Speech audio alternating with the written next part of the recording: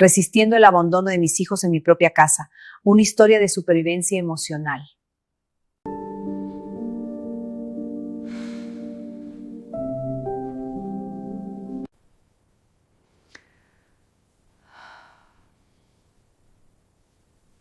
Hola, bienvenido. Antes de adentrarnos en la historia de hoy, que toca fibras muy sensibles sobre la familia y el lugar que ocupamos en el mundo, te pido un pequeño favor, suscríbete al canal y deja tu like. Es un gesto gratuito y sencillo para ti, pero para nosotros es el oxígeno que nos permite seguir contando estas realidades. Gracias de corazón por estar ahí. A veces, el despojo no ocurre de golpe. No es un asalto violento donde te arrancan lo que es tuyo de las manos mientras gritas pidiendo ayuda. No, a veces, perder tu vida, tu espacio y tu dignidad es un proceso lento, silencioso, casi imperceptible, como la humedad que se filtra en una pared. Al principio es solo una mancha pequeña que ignoras, hasta que un día te das cuenta de que los cimientos están podridos y el techo está a punto de caerte encima. Me llamo Inés, tengo 64 años, y esta es la historia de cómo me convertí en un fantasma dentro de la casa que yo misma pagué, ladrillo a ladrillo, durante 40 años. Todo comenzó con una llamada telefónica hace 8 meses. Mi hijo mayor, Julián, se había separado. Su voz sonaba rota, desesperada. Me dijo que no tenía a dónde ir, que las deudas lo ahogaban y que necesitaba un lugar solo por unas semanas hasta reacomodarse. Como cualquier madre, no lo dudé. Mi casa es grande, demasiado grande para mí sola desde que enviudé hace 5 años. Sentí, ingenuamente, que su presencia traería vida a estas habitaciones que a veces se sentían demasiado quietas. Claro, hijo, le dije, esta es tu casa, siempre lo ha sido. Esa frase, esta es tu casa, fue mi sentencia, porque él se la tomó al pie de la letra, pero borrando la parte en la que yo también vivía ahí. Las primeras semanas fueron normales. Julián llegó con 2 maletas y una caja de libros. Comíamos juntos, hablábamos de su situación, y yo sentía que estaba cumpliendo mi propósito de madre protectora, pero al mes, apareció Paula. Paula es su nueva pareja, una mujer joven, decidida, con una sonrisa que nunca llega a los ojos y una forma de caminar que hace retumbar el suelo. Julián me preguntó si ella podía quedarse algunos fines de semana. Asentí. ¿Qué iba a decir? No quería ser la suegra ogra, pero los fines de semana se convirtieron en semanas enteras.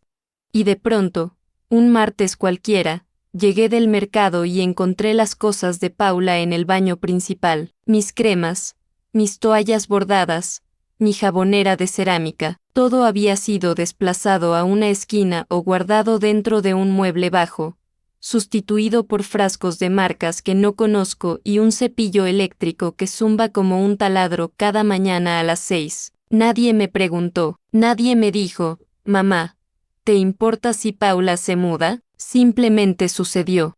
El cambio en la atmósfera de la casa fue sutil al principio. Empezó con los ruidos. Yo siempre he sido una mujer de rutinas silenciosas. Me gusta tomar mi café en la cocina mirando el jardín, escuchando las noticias en la radio a volumen bajo. Pero ahora, la cocina a las 7 de la mañana es un campo de batalla. La licuadora triturando batidos de proteínas, la cafetera de cápsulas que ellos trajeron, porque la mía tardaba mucho, las videollamadas de Paula en altavoz mientras camina en ropa interior por el pasillo. Una mañana, hace unos 2 meses, bajé a la cocina. Mi taza favorita, una de cerámica azul que compré en un viaje con mi difunto esposo, no estaba en su gancho habitual. Busqué en el escurridor, en el lavavajillas, en la alacena, nada. ¿Buscas algo, Inés?, preguntó Paula sin levantar la vista de su celular. Estaba sentada en mi silla, la que da a la ventana. Mi taza azul, murmuré, sintiéndome tonta por darle importancia a un objeto. La uso siempre para el café. Esa, dijo con desinterés. Se me cayó ayer mientras acomodaba las especias. Estaba vieja de todas formas. Tenía una grieta. Tiré los pedazos a la basura. Se me heló la sangre, no por la taza, sino por la falta de disculpa. Por la naturalidad con la que había decidido que algo mío era viejo y merecía ser desechado. Julián entró en ese momento, con el pelo mojado y buscando las llaves del auto. Julián. Paula rompió la taza de papá, dije, buscando una alianza, una mirada de comprensión. Él suspiró, ese suspiro pesado que hacen los hijos cuando creen que sus padres están siendo dramáticos por la edad. Mamá, es una taza, te compramos otra luego, no hagas un drama de esto. Por favor, que llego tarde. Me quedé de pie en medio de la cocina, con las manos vacías. Ellos se fueron. El portazo retumbó en las paredes, y yo me quedé mirando el espacio vacío en la alacena. Sentí una punzada en el pecho, una mezcla de dolor y vergüenza. Vergüenza por sentirme herida, vergüenza por no haber gritado, vergüenza por darme cuenta de que, para ellos, yo era como esa taza, algo viejo, con grietas, que ocupaba espacio innecesario. Desde ese día, empecé a notar que mi presencia les molestaba. Si yo estaba viendo la televisión en la sala, ellos llegaban y, sin preguntar, cambiaban de canal o conectaban sus series, asumiendo que lo que yo estaba viendo no era importante. ¡Ay, Inés! ¿Te importa? Es que hoy sale el episodio nuevo y no queremos spoilers, decía Paula, con esa falsa dulzura, y yo, cobarde, me levantaba. No, véanlo ustedes. Yo me voy a leer al cuarto. Me retiraba a mi habitación como una niña castigada. Mi propio salón, mis propios muebles, mi propio televisor, y yo terminaba encerrada en mi cuarto para no incomodar. Lo peor, sin embargo, no eran los objetos ni los espacios, eran las comidas. Antes, yo cocinaba para todos, me esmeraba, hacía guisos, sopas, asados, pero empezaron a rechazar mi comida. Tiene mucha grasa, mamá. Inés, nosotros no comemos gluten. Hoy pedimos sushi. No cuentes con nosotros. Dejé de cocinar. Ahora, la nevera está llena de tuppers con etiquetas, leches vegetales y cosas que no puedo tocar. Ese es mi almuerzo para mañana. No te lo comas, me dijo Julián una vez cuando fui a tomar un trozo de queso, en mi propia nevera, comprado con mi dinero, o al menos, con el dinero de la casa, porque ellos apenas aportan para los gastos de luz y agua, que se han triplicado. Pero el incidente que marcó el inicio de mi verdadero miedo ocurrió la semana pasada. Era domingo. Yo estaba en el jardín, regando mis hortensias. Son mi orgullo. Las he cuidado durante años. Cuando entré a la casa por la puerta trasera, escuché voces en el comedor. Hablaban bajo, pero mi oído, acostumbrado al silencio, captó cada palabra. La habitación de abajo es perfecta para el bebé si decidimos buscarlo el año que viene, decía Paula. Sí, pero habría que tirar el tabique y ampliar hacia el patio, respondió Julián. ¿Y qué hacemos con todas esas vitrinas viejas? Ocupan mucho espacio. Las vendemos o las donamos. Mamá acumula demasiadas cosas. ¿Y ella? Preguntó Paula, y hubo una pausa que se sintió eterna. Bueno, ya veremos. Quizás el cuarto de costura le sirva. O podríamos mirar esas residencias asistidas que están cerca del parque. Dice que se siente sola. No, allí tendría gente de su edad. Me quedé paralizada, con la regadera goteando sobre mis zapatos. Estaban planificando mi vida, mi casa y mi futuro como si yo ya no existiera, como si fuera un mueble estorboso que hay que reubicar. No hablaban con maldad, y eso era lo más aterrador. Hablaban con practicidad. Hablaban de desplazarme como quien mueve una lámpara. Entré en la cocina haciendo ruido a propósito, tosiendo, arrastrando los pies. Las voces callaron de inmediato. Cuando llegué al comedor, ambos me sonrieron, una sonrisa tensa, de plástico. Hola, mamá. ¿Todo bien en el jardín? Preguntó Julián. Demasiado rápido. Sí, dije.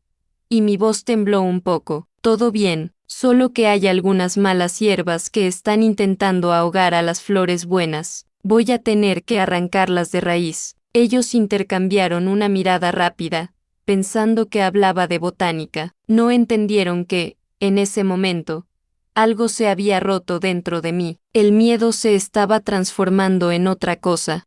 Todavía no sabía qué era, si rabia o desesperación, pero supe que si no hacía algo, pronto sería yo la que estaría afuera, mirando mi propia vida a través de una ventana cerrada. Esa noche no dormí, me quedé mirando el techo, escuchando sus risas en la sala, el sonido del corcho de una botella de vino siendo abierta. Mi vino, mi sala. Me levanté en silencio, fui al baño y me miré al espejo.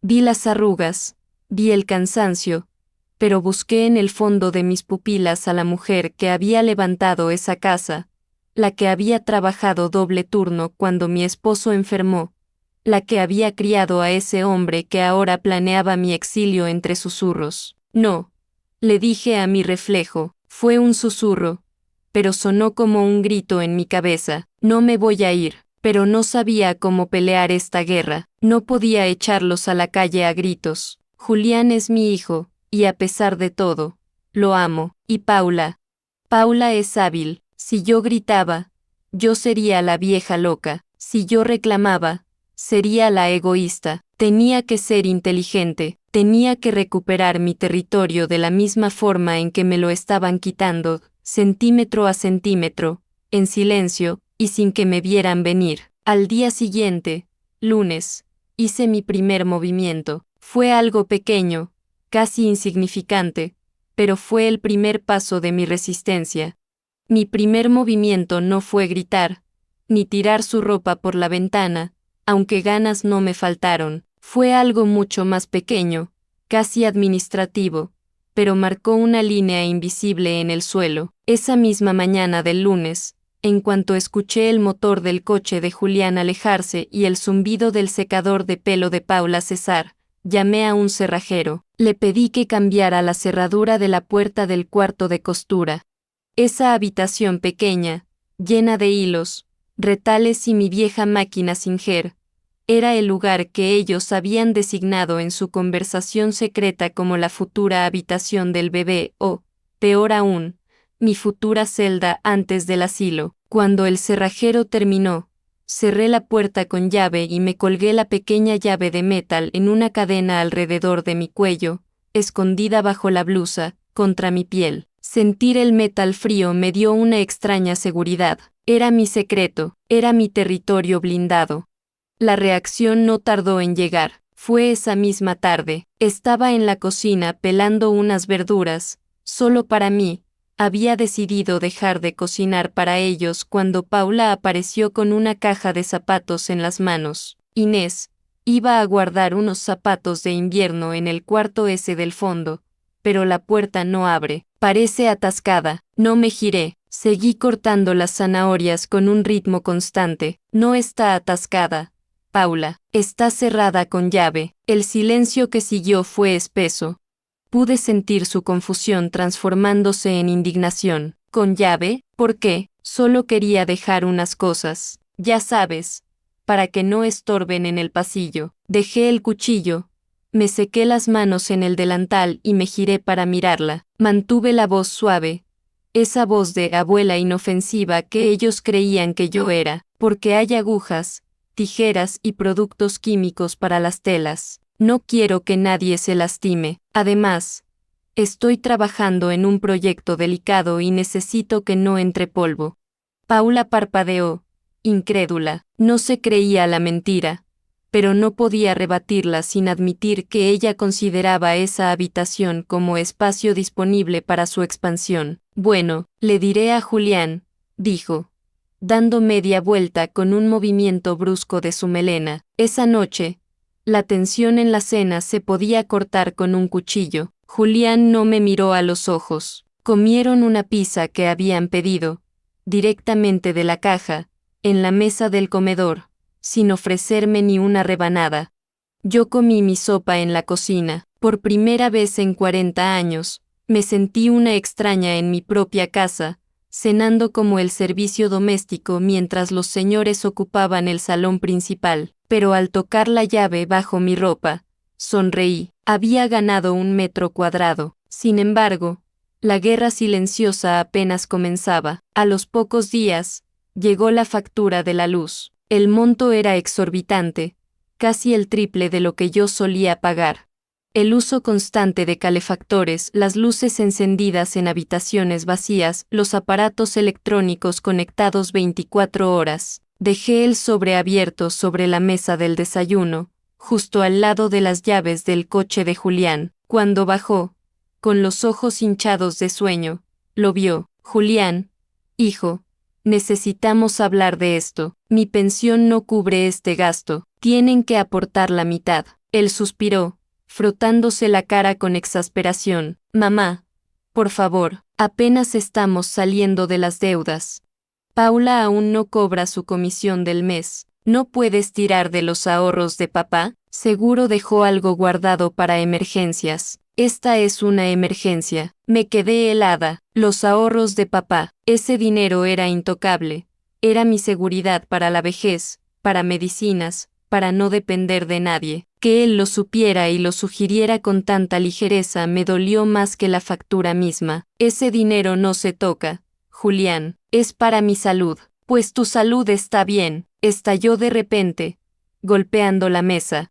Fue un golpe seco que hizo saltar el azucarero. Mírate, estás fuerte, tienes la casa, lo tienes todo. Nosotros estamos en la ruina y tú te preocupas por unos billetes. Eres mi madre. Se supone que debes ayudarnos. Su grito me encogió. Vi en sus ojos un destello de rencor que no reconocí. No era mi hijo el que me hablaba. Era un hombre acorralado que buscaba un culpable, y yo era la presa más fácil. Pagaré esta vez, dije en un susurro, retrocediendo, pero tienen que tener más cuidado. Salí de la cocina temblando. Esa tarde, me encerré en mi cuarto. Escuché cómo llegaban visitas. Eran amigos de ellos, gente que yo no conocía. Música alta, risas, olor a tabaco subiendo por las escaleras. En mi propia sala, donde mi esposo y yo escuchábamos boleros los domingos, ahora había una fiesta a la que no fui invitada. Bajé al baño de la planta baja alrededor de las 10 de la noche, intentando ser invisible. Al pasar cerca del salón, vi a Paula en el sofá, con una copa de mi mejor vino en la mano, riendo a carcajadas con una amiga. Sí, es un poco pesado vivir con ella, pero bueno, la casa es enorme, y la ubicación es perfecta. Lo único es que está llena de trastos viejos. Ya viste los muebles, decía Paula, señalando mi vitrina de caoba, pero poco a poco vamos limpiando. Julián dice que es cuestión de paciencia. Ya está mayor, ¿sabes? A veces creo que empieza a desvariar. El otro día cerró un cuarto con llave porque decía que tenía un proyecto secreto. Pobre mujer. Las amigas rieron con lástima. Paciencia, amiga, al final todo esto será vuestro, dijo la otra mujer, brindando. Me quedé petrificada en la oscuridad del pasillo. Desvariar, esa era la estrategia. No solo querían mi espacio, querían invalidar mi mente.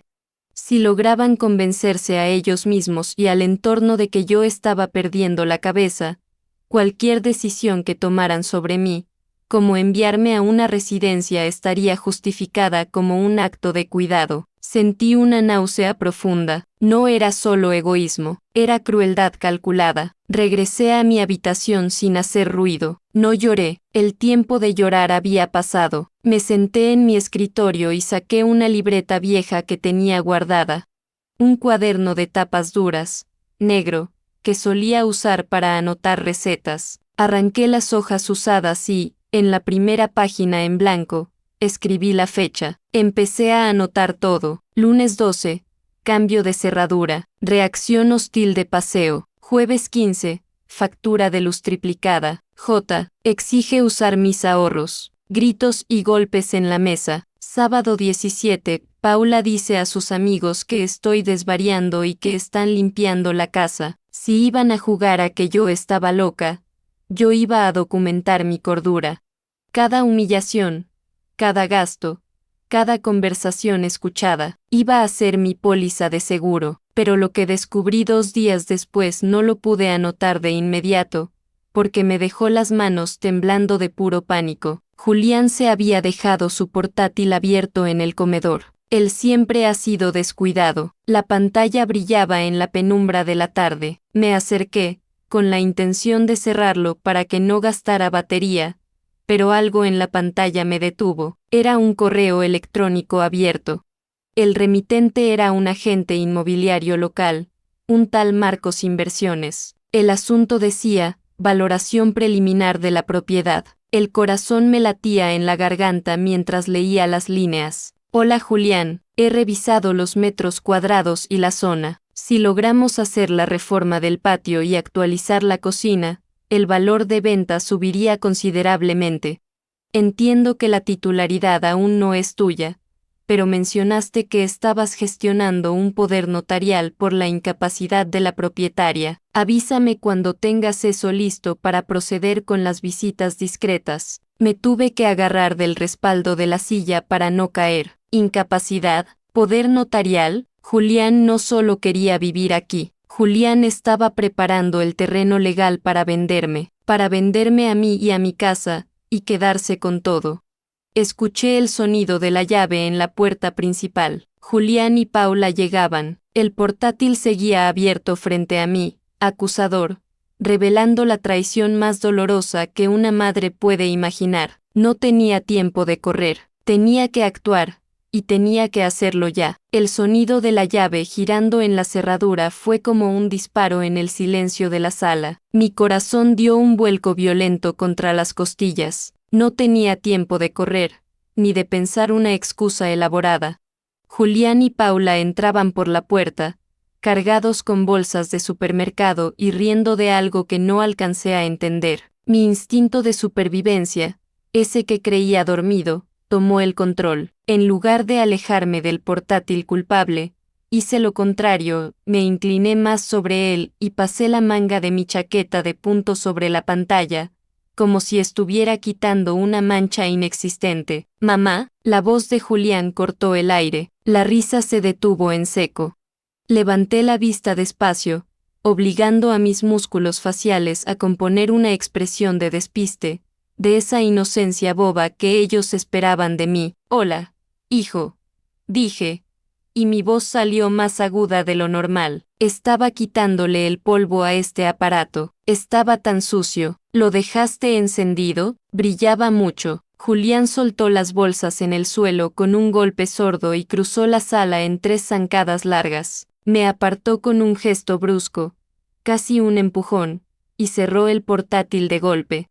El clac resonó como una sentencia. Te he dicho 1000 veces que no toques mis cosas de trabajo, gritó, con la cara enrojecida, pero yo no sexta enfado en sus ojos. Vi pánico, miedo puro a ser descubierto. Solo limpiaba. Julián, no te pongas así, murmuré, haciéndome la pequeña, la ofendida. No toques nada, podrías haber borrado algo importante, dijo, respirando agitado. Me miró fijamente, escrutando mi rostro, buscando algún indicio de que había leído el correo sobre mi incapacidad. Sostuve su mirada. Fue la actuación más difícil de mi vida. Tuve que tragarme las lágrimas, la rabia y el dolor de saber que ese hombre, al que yo le había enseñado a caminar, ahora planeaba cómo quitarme el suelo bajo los pies. Lo siento. Bajé la cabeza. Ya sabes que estas cosas modernas no las entiendo. Solo veía letras borrosas. Él relajó los hombros, suspiró, se tragó la mentira porque le convenía. Le convenía creer que su madre era una anciana inútil que no sabía distinguir un correo electrónico de un protector de pantalla. Está bien, mamá, perdona, es que tengo mucho estrés, dijo, pasando una mano por mi hombro. Su tacto me quemó. Sentí repulsión física. Esa noche, me encerré en mi cuarto con la excusa de un dolor de cabeza. No encendí la luz. Me senté en el borde de la cama, temblando incontrolablemente. La realidad me golpeaba en oleadas de náuseas. Incapacidad, poder notarial. No solo querían la casa, querían anularme como persona, querían convertirme en un bulto sin voz ni voto para poder firmar por mí. Saqué mi libreta negra y escribí con trazo tembloroso, martes 20, descubierto correo a inmobiliaria. Planean declararme incapaz. Julián sospecha, pero cree que no entendí. Sabía que el tiempo jugaba en mi contra. Si ya estaban hablando con agentes, el plan estaba avanzado. Necesitaba mis documentos. Las escrituras de la casa, mi testamento, los poderes antiguos que mi marido y yo habíamos firmado hace décadas. Todo estaba en el archivador metálico del despacho, esa habitación que ahora Julián usaba como oficina y a la que yo rara vez entraba para no molestar. Esperé 2 días. 2 días de infierno en los que cada sonrisa de Paula me parecía una mueca de hiena y cada pregunta de Julián sobre mi salud. ¿Cómo te sientes hoy, mamá? ¿No te duele la cabeza? Sonaba a interrogatorio médico. El jueves por la mañana salieron juntos. Paula tenía cita en la peluquería y Julián la llevó. En cuanto el coche dobló la esquina, corrí al despacho. El lugar estaba irreconocible. Había cajas de pizza vacías, papeles de su trabajo por todas partes y un olor rancio a encierro. Fui directa al archivador. Estaba cerrado con llave. Sentí el frío del pánico en la nuca. Ese archivador nunca se cerraba. La llave solía estar en un cajón del escritorio. Revolví todo. Bolígrafos, clips, cables, nada.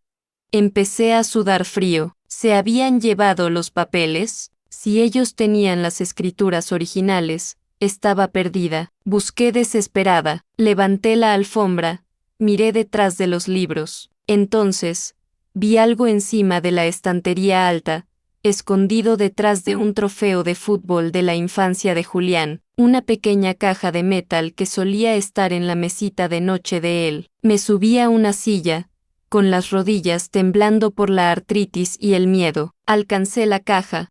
Al abrirla, allí estaba la llave pequeña del archivador. Bajé casi cayéndome. Abrí el cajón metálico. La carpeta azul, la que decía casa, estaba allí, pero al abrirla, noté que faltaban cosas. Estaba la escritura original, gracias a Dios, pero faltaban los recibos de los impuestos municipales de los últimos 2 años y, lo más preocupante, faltaba mi cartilla de ahorros antigua, esa que yo creía perdida. No podía dejar la escritura allí, era mi única prueba de propiedad indiscutible. La saqué, la metí bajo mi jersey y volví a cerrar el archivador con llave. Devolví la llave a su escondite en la estantería y salí del despacho, alisando las alfombras para no dejar huellas. Fui directa a mi cuarto de costura, mi único refugio seguro. Abrí la puerta con la llave que llevaba al cuello, levanté una tabla suelta del suelo, un defecto de la casa que conocía desde hacía 30 años y que nunca arreglamos, y escondí allí la carpeta, envuelta en una bolsa de plástico. Apenas terminé, escuché el coche en la entrada. Habían vuelto antes de tiempo. Bajé las escaleras intentando regular mi respiración. Resistiendo Julián el entró abandono de solo, mis hijos en mi con propia cara casa. de Una circunstancias. historia de supervivencia Mamá, emocional. siéntate, tenemos que hablar, dijo, señalando el sofá. Obedecí. Mis manos buscaban refugio entre los pliegues de mi falda. Paula y yo hemos estado pensando, empezó, usando ese tono condescendiente que se usa con los niños. Nos preocupa tu memoria, esos olvidos.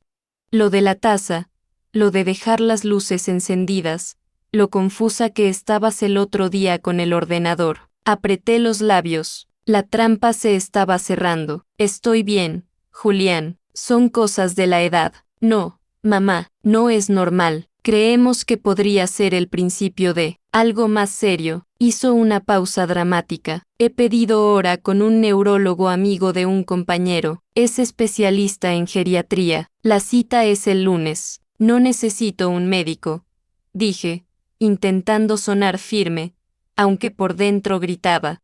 Si lo necesitas, alzó la voz, y luego bajó el tono, fingiendo preocupación. Es para estar tranquilos, mamá. Si no tienes nada, perfecto. Pero si hay algún problema cognitivo, necesitamos saberlo para cuidarte mejor, para gestionar las cosas por ti si tú ya no puedes. Ahí estaba, la frase clave, gestionar las cosas por ti. Sabía que si me negaba, usarían mi resistencia irracional como prueba de mi inestabilidad.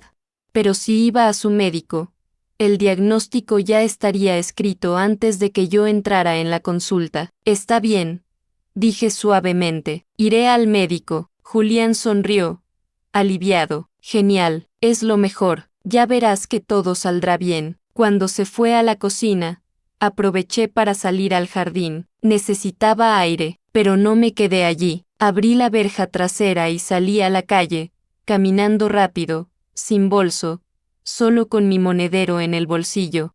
Caminé 3 calles hasta la cabina telefónica que hay frente a la panadería. No quería usar el teléfono de casa ni mi móvil, que Julián me había configurado hacía meses. Marqué un número que me sabía de memoria desde hacía 40 años, aunque hacía 5 que no lo marcaba. «Despacho de abogados Martínez y Asociados», contestó una voz joven. «Quisiera hablar con don Roberto Martínez, por favor. Dígale que es Inés, la viuda de Alberto. Es una emergencia de vida o muerte». La recepcionista dudó. Roberto debía estar casi jubilado, igual que yo. «Un momento, por favor». La espera fue eterna. Veía pasar los coches y sentía que cada uno traía a Julián para llevarme a la fuerza. «Inés», la voz de Roberto sonaba cascada, pero firme. Era la voz del pasado, una voz segura. «Roberto», se me quebró la voz. «Necesito ayuda. Julián quiere venderme la casa, quiere incapacitarme. Tengo miedo». Hubo un silencio al otro lado de la línea. «Inés, escúchame bien. ¿Has firmado algo? ¿Algún papel? Por pequeño que sea?» «No. Nada. Todavía no». «Bien, no firmes nada, ni recibos, ni cumpleaños, nada. ¿Puedes venir a mi despacho mañana?» «No puedo salir mucho tiempo sin que sospechen. Me controlan». «Entonces nos veremos en otro sitio». «¿Sigues yendo a misa los domingos?» «Sí, te veré allí, en la salida lateral, después de la misa de 10. Lleva todo lo que tengas. Y Inés, actúa con normalidad. Si ellos creen que estás asustada, acelerarán el proceso. Tienes que ser una actriz. ¿Me entiendes?» «Sí, Roberto». Colgué el teléfono. Mis manos ya no temblaban tanto. Tenía un aliado, tenía la escritura bajo el suelo, y tenía una cita el domingo, pero hoy era jueves. Faltaban 3 días. Y el lunes era la cita con el neurólogo trampa. Tenía que sobrevivir al fin de semana sin cometer errores, durmiendo bajo el mismo techo que mis verdugos. Al volver a casa, vi a Paula en la ventana del piso de arriba, mirándome. No me saludó. Solo me observó con esa frialdad calculadora, como si estuviera midiendo cuánto tiempo me quedaba en su mundo perfecto. Le devolví la mirada y, por primera vez, no bajé los ojos. Los días siguientes fueron una obra de teatro macabra. Viernes y sábado transcurrieron bajo una falsa calma que me resultaba más aterradora que los gritos. Julián y Paula se comportaban con una dulzura empalagosa, esa amabilidad excesiva que se le da a los niños enfermos o a los condenados a muerte antes de la ejecución. «Mamá, tómate este té. Es de valeriana. Te ayudará a dormir mejor para que estés fresca el lunes», decía Paula, poniéndome una taza humeante frente a mí. El líquido tenía un olor extraño, demasiado herbal, casi químico. No era la valeriana que yo conocía. La miré a los ojos y sexta esa impaciencia apenas disimulada. Querían sedarme. Querían que llegara al lunes aturdida, lenta, balbuceando, para que el neurólogo viera exactamente lo que ellos querían que viera, una anciana que se apaga. «Gracias, querida», dije. Llevé la taza a mis labios, fingí beber un sorbo largo, pero mantuve el líquido en la boca. En cuanto ella se giró para mirar su teléfono, escupí todo en la maceta del ficus que hay en el rincón del comedor. Repetí la operación 3 veces hasta vaciar la taza. Esa noche, mientras fingía dormir, escuché cómo el ficus goteaba sobre el plato. Pensé, Pobre planta. Ojalá no se muera ella también. El domingo amaneció gris. Me vestí con mi mejor traje de chaqueta azul marino. Me maquillé suavemente. Quería verme digna. Lúcida. Julián me miró con sospecha cuando bajé las escaleras. ¿Vas a misa?, preguntó. Estaba en pijama, con ojeras profundas. Se le veía demacrado. El remordimiento, o quizás el miedo a sus propias deudas, lo estaba consumiendo, pero no lo suficiente como para detenerse. Sí, hijo, es domingo, siempre voy, te llevo. Se ofreció rápidamente. No hace falta, quiero caminar. El médico dijo que es bueno para la circulación. No, además, necesito rezar un poco a solas. Por tu padre. Mencionar a su padre fue un golpe bajo. Lo sé. Julián retrocedió emocionalmente. Asintió, incapaz de mirarme. Está bien, pero no tardes. Recuerda que mañana tenemos que madrugar. Salí de la casa sintiendo que me quitaba un corsé de acero. El aire fresco de la calle nunca me había sabido tan dulce. Caminé con paso firme, saludando a los vecinos, asegurándome de que todos me vieran. Inés, la de siempre, la mujer cuerda y dueña de sus actos. La iglesia estaba llena, pero mi mente estaba en otro lado. Apenas terminó la ceremonia, salí por la puerta lateral que da al pequeño jardín de la parroquia. Allí, sentado en un banco de piedra, con un sombrero gris y un bastón, estaba Roberto. Al verlo, sentí que las piernas me fallaban. Era el único eslabón que me quedaba con mi vida anterior, con la seguridad. Me senté a su lado sin abrazarlo, manteniendo la discreción. Inés, dijo él, mirándome con sus ojos cansados pero agudos. Te ves bien, no pareces alguien que esté perdiendo la cabeza. Me están volviendo loca, Roberto. Me cambian las cosas de sitio. Me hablan como a una niña. Me dan pastillas que no pido, y mañana me llevan a un neurólogo amigo suyo. Roberto apretó el puño sobre el mango de su bastón. Escúchame bien, Inés. He estado investigando un poco desde que me llamaste. Julián tiene problemas. Problemas serios. ¿Qué tipo de problemas? Juego, apuestas online y algo más turbio. Debe casi 80.000 euros a gente que no tiene paciencia. La casa no es para vivir, Inés. La casa es para liquidar la deuda antes de que le rompan las piernas. Por eso la prisa, por eso la incapacidad. Necesita vender rápido y sin tu firma, porque sabe que tú nunca permitirías que vendiera el patrimonio de tu vejez para tapar sus agujeros. Sentí un frío glacial en el estómago. No era solo codicia, era desesperación. Mi hijo estaba en peligro. Sí, pero había decidido que mi vida era el precio de su salvación. Me iba a sacrificar en el altar de sus errores. ¿Qué hago, Roberto? ¿Voy a la policía? Si vas a la policía ahora, será tu palabra contra la de ellos. Y ellos tienen la narrativa de que estás senil. Si se enteran, acelerarán todo o te harán daño de verdad. No. Vamos a jugar su juego, pero con nuestras reglas. Roberto sacó del bolsillo interior de su abrigo un objeto pequeño y negro, una grabadora digital, pequeña como un encendedor. Toma esto, tiene batería para 20 horas. Escóndela bien, en tu ropa, en tu sujetador, donde sea. Esta tarde o esta noche, necesitas que confiesen, necesitas que digan, con su propia voz, que estás sana y que todo esto es un montaje por el dinero. No lo dirán, son cuidadosos. Inés, la gente desesperada comete errores cuando se les presiona. Tienes que provocarles, tienes que romper el guión de Abuela Dulce. Si consigues esa grabación, mañana en el neurólogo, en lugar de ser una paciente, serás la fiscal. Yo estaré allí, en la sala de espera, a las 9 en punto. Pero necesito esa prueba. Guardé la grabadora en mi bolsillo. Pesaba más que una piedra. Era mi salvavidas o mi sentencia. Gracias, Roberto. No tengas miedo, Inés. Eres más fuerte de lo que ellos creen. Han olvidado quién construyó ese techo bajo el que duermen. Recuérdaselo. El camino de vuelta a casa fue el kilómetro más largo de mi vida. Cada paso era un ensayo mental. Tenía que provocar a mi propio hijo, tenía que destrozar la poca relación que nos quedaba para salvar mi dignidad. Al entrar en casa, el olor a comida preparada inundaba el pasillo. Estaban en la cocina. Escuché risas nerviosas. Fui a mi cuarto.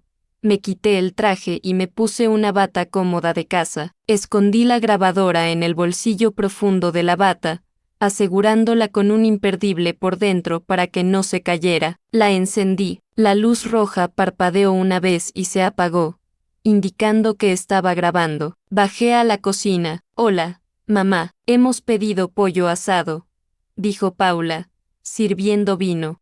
Me senté a la cabecera de la mesa. No comí, me quedé mirándolos fijamente, en silencio, hasta que su incomodidad se hizo palpable. ¿Pasa algo, mamá?, preguntó Julián, dejando el tenedor. Respiré hondo. Era el momento. Sé lo de los 80.000 euros, Julián. El silencio que siguió fue absoluto. Fue como si hubiera estallado una bomba y el sonido se hubiera succionado de la habitación. Paula se quedó con la copa a medio camino. Julián palideció hasta volverse del color de la cera. ¿De qué hablas?, balbuceó, con la voz estrangulada. Hablo de tus deudas de juego, hablo de la gente peligrosa, hablo de que queréis venderme como a un mueble viejo para salvarte tú el pellejo. Julián se puso de pie de golpe, tirando la silla hacia atrás. Su rostro se transformó. La máscara de hijo preocupado cayó y apareció el rostro del animal acorralado. Tú no sabes nada, estás desvariando, gritó. Pero sus ojos miraban a Paula con pánico. No estoy desvariando, Julián. Nunca he estado más lúcida, y no voy a ir a ese médico mañana, y no vais a vender mi casa. Paula se levantó también, rodeando la mesa hacia mí. Su rostro ya no era dulce, era veneno puro. Cállate, vieja loca, escupió. No tienes ni idea de lo que está pasando. Si no vendemos esta maldita casa, nos matan, ¿entiendes? Nos matan, y tú aquí sentada con tus hortensias y tus recuerdos de mierda mientras nosotros nos ahogamos. Mi corazón latía desbocado contra la grabadora. Lo habían dicho. Si no vendemos, vieja loca, era la confesión, pero necesitaba más. Necesitaba que admitieran el plan médico. Mantuve la calma, aunque por dentro temblaba como una hoja. Así que ese es el plan. Llevarme al médico, decir que estoy loca, incapacitarme y firmar por mí, ¿verdad? Julián se inclinó sobre la mesa, con las manos apoyadas en el mantel, invadiendo mi espacio. Es la única salida, mamá, bramó, con lágrimas de rabia en los ojos.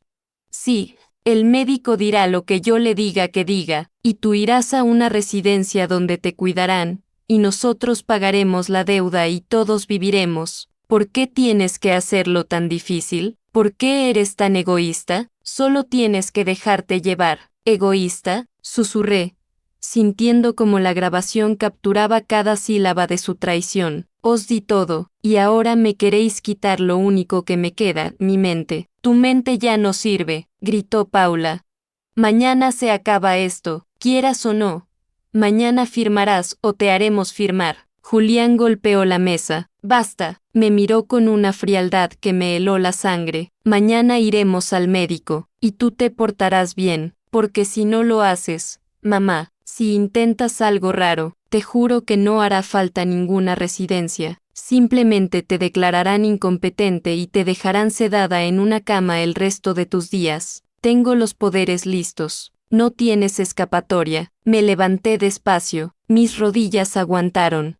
Ya veremos, Julián, ya veremos. Salí de la cocina dándoles la espalda, sintiendo sus miradas clavadas en mi nuca. Subí las escaleras paso a paso, escuchando cómo empezaban a discutir entre ellos a gritos, culpándose el uno al otro por mi ataque de lucidez. Entré en mi cuarto y cerré con llave. Saqué la grabadora. La luz seguía parpadeando suavemente. Detuve la grabación. Me dejé caer en la cama, abrazada al pequeño aparato negro. Tenía la prueba, tenía la verdad. Pero la amenaza de Julián resonaba en mi cabeza: te dejarán sedada. Sabía que la noche sería larga, sabía que ellos estaban desesperados y que la desesperación hace a la gente peligrosa. No dormí, puse una silla trabando el pomo de la puerta, me vestí con ropa de calle y esperé a que saliera el sol, con la grabadora en una mano y la llave del cuarto de costura en la otra. El lunes llegó, escuché sus pasos en el pasillo a las 7 de la mañana, tocaron a mi puerta. Mamá, dijo Julián, con voz seca, abre, es hora de irnos. Respiré hondo, era el final del juego. Abrí la puerta, Julián estaba allí, con la mano levantada como si fuera a golpear la madera de nuevo. Al verme, bajó el brazo, tenía los ojos inyectados en sangre y la camisa arrugada, parecía un espectro. Paula estaba detrás, revisando su reloj, impaciente. Vamos, dijo él. No hubo buenos días. No hubo un ¿cómo has dormido? Solo la orden seca de un carcelero. No opuse resistencia. Agarré mi bolso, donde la grabadora descansaba pesada y fría contra mi cadera, y asentí. Vamos.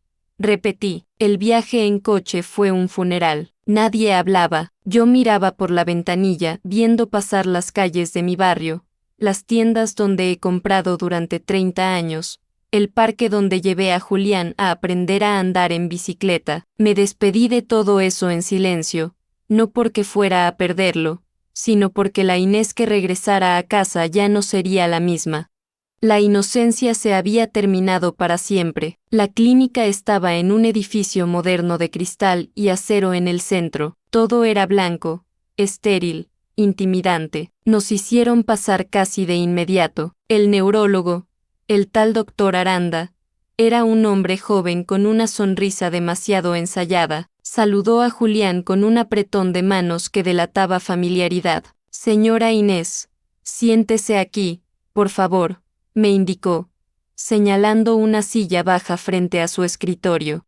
Julián y Paula se quedaron de pie detrás de mí, como guardias. Bien, Inés, comenzó el médico, abriendo una carpeta sin apenas mirarme. Su hijo me comenta que ha tenido episodios de confusión, olvidos graves, desorientación. Vamos a hacer unas pruebas simples. ¿Sabe qué día es hoy? Clavé mis ojos en los suyos. Mantuve el silencio unos segundos, los suficientes para que él levantara la vista, incómodo. Es lunes, doctor, lunes 26, y sé exactamente por qué estamos aquí.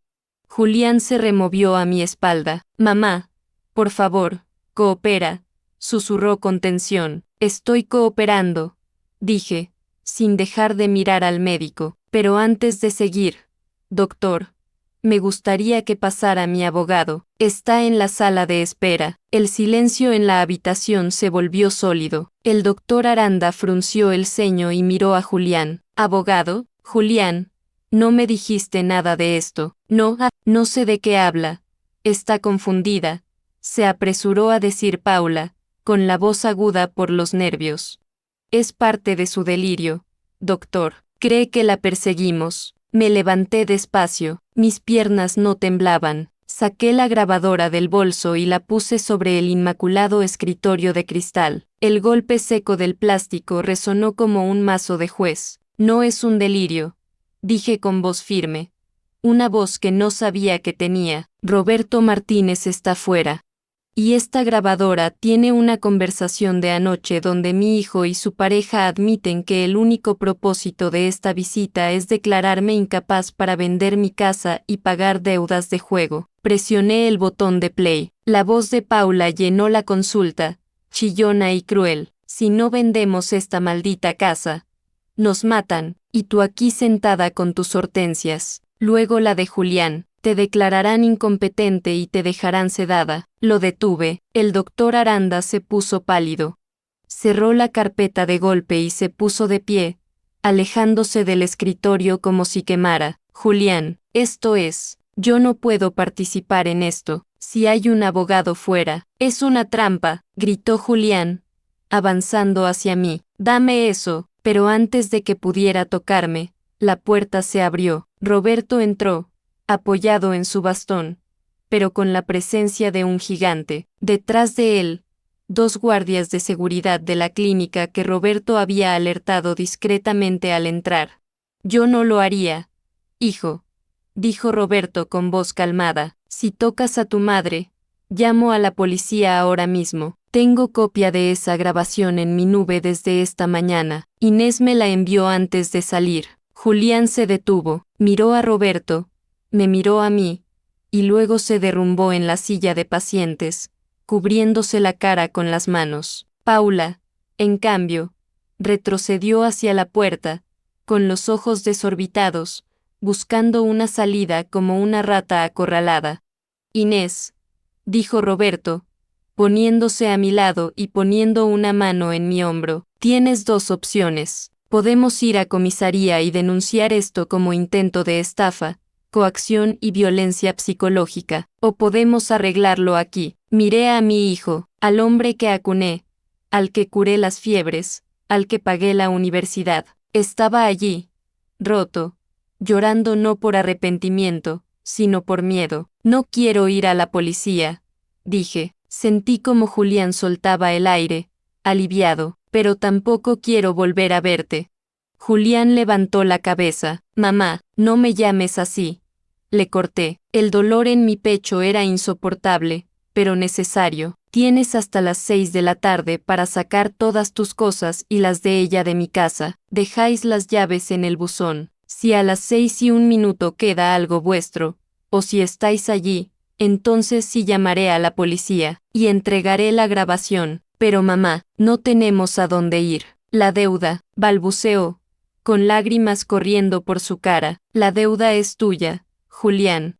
Tú la creaste, tú la pagas. Mi casa no es tu moneda de cambio. Has intentado venderme, has intentado anularme. Eso no lo hace un hijo. Me giré hacia el médico, que seguía pegado a la pared. ¿Y usted, doctor? Espero que elija mejor a sus amigos en el futuro. Salí de la consulta con Roberto. No miré atrás. Escuché los sollozos de Julián y los gritos ahogados de reproche de Paula mientras caminábamos por el pasillo, pero no me detuve. Esa tarde, esperé en una cafetería cercana a mi casa hasta que dieron las 6:30. Roberto se había ofrecido a acompañarme, pero le dije que no. Necesitaba hacerlo sola. Cuando llegué, el coche de Julián ya no estaba. Entré en la casa. El silencio me recibió, pero esta vez no era un silencio vacío, era un silencio limpio. Fui a la cocina. Habían dejado basura, platos sucios y manchas en la encimera, su último acto de desprecio. No me importó.